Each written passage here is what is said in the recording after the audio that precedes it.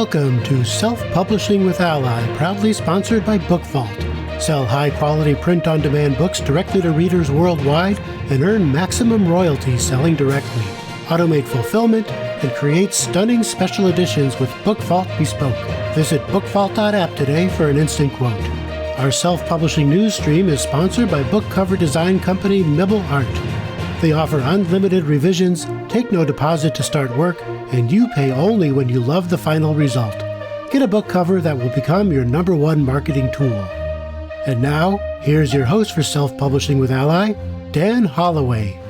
Hello and welcome to another self-publishing news podcast from a hot and sticky Oxford at the end of a heatwave.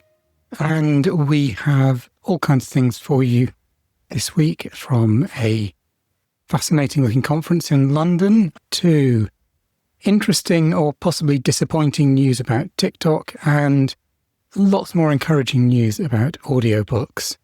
So let's start with the 3rd of July. So on the 3rd of July, the Publishers Licensing Services in the UK is going to be holding a day-long conference in London.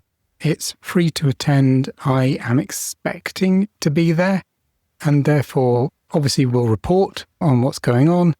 But I very much hope to see some of you there. If you do see me there, then come and say hello. And who knows, maybe I will try and bring some way of recording little snippets that we can include in that week's podcast. So the subject of the conference is, as you would expect from a group called Publishers Licensing Services, it's all about rights and rights holders.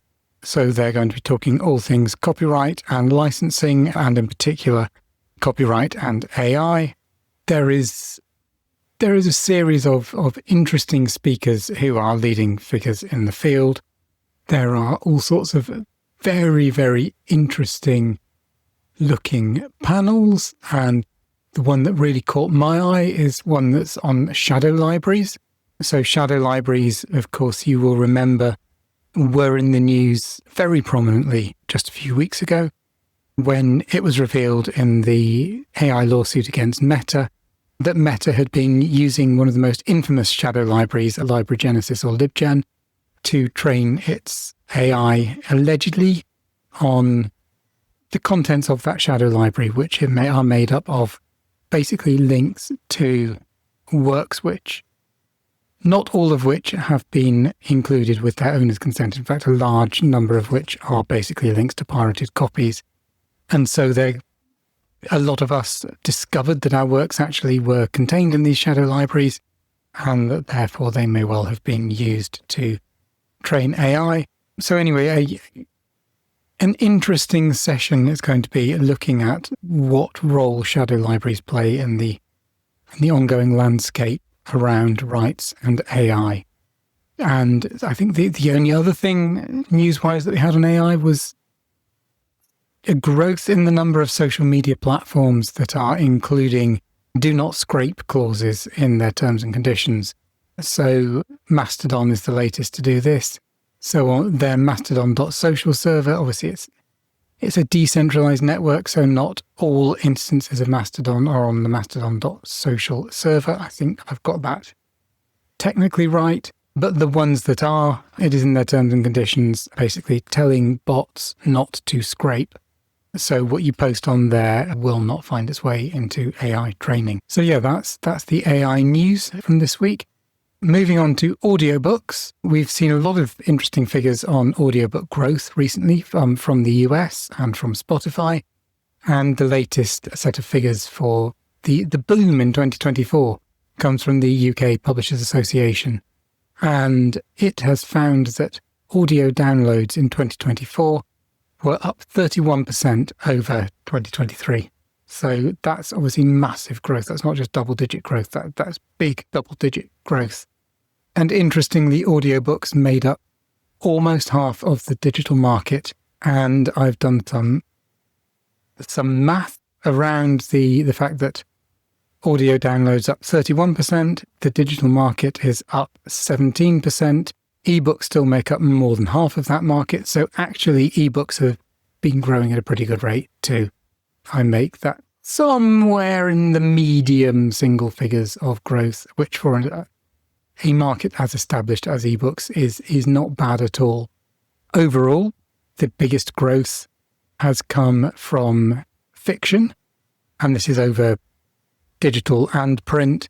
So fiction sales are up 18%, and for the first time have topped the $1 billion or £1 billion figure for the UK market. That obviously is huge, and one of the big sectors that's driving that, it will come as no surprise, is romance in all its forms.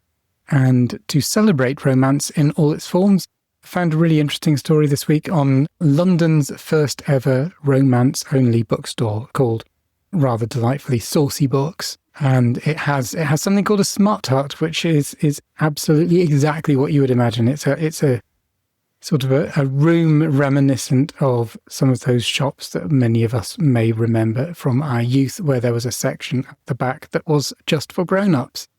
So yeah, all is going well in the world of romance. So that is very good news for those of you who write such things.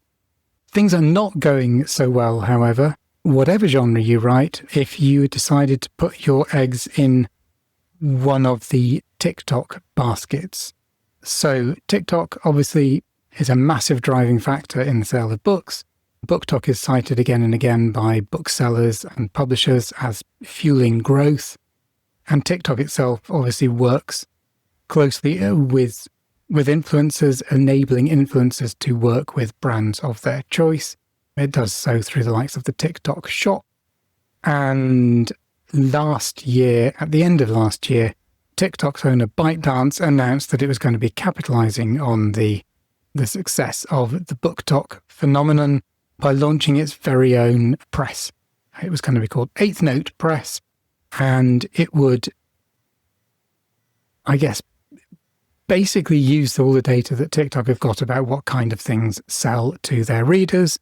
So you would have a win for TikTok because it's pre-sifted by or through its own algorithm, so it knows what books are going to do well, and you would have a win for writers because they would be exposed to an even larger chunk of a huge and avidly hungry reading market in TikTok. It seemed great, but things have not been going so well. So Jane Friedman has done some great reporting on this and has found that actually authors are unhappy. Some of the examples she gives are, or one of the in particular examples she gives is of an author whose publication date was repeatedly pushed back. The author in question had removed their books from Kindle Unlimited, thinking that they were going to have a shiny deal with Eighth Note Press that was going to get them in front of all kinds of, say, avid readers on TikTok. The publication date basically didn't happen when it should have done. I understand that it still hasn't happened. And as a result, the author in question has no sales from TikTok and no income from Kindle Unlimited. So the sales tap and income tap was turned off altogether. And it kind of sucks. So this is not necessarily a great way to treat authors. In this case, the author found that by the time they got their book back on Kindle Unlimited, the wave of popularity for the genre they were writing in had been ridden and their sales struggled to reach the levels they had been at. So yeah, this is obviously a big problem, and it seems now the bookseller are seeming to say that Eighth Note is indeed just shutting down. So I think that's basically 6 months after it started, it is now shuttering. It has not confirmed this, nor has ByteDance, but it seems that authors have heard and are in negotiations to get the rights back to their works.